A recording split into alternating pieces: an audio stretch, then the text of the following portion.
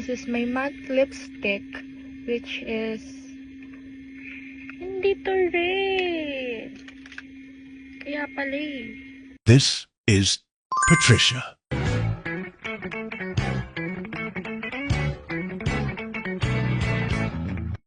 Hi guys, get ready with me, and today I'm gonna show you how I do my makeup as a college student taking up a Bachelor of Science in Tourism Management while I'm introducing myself.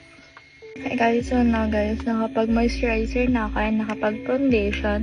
Now, I'm gonna do my eyebrows. Yes. By the way guys, I'm Patricia Patriarca Pillarda, but you can call me Pat. I don't have second name. Patriarca is my middle name and Pillarda is my surname. So I'm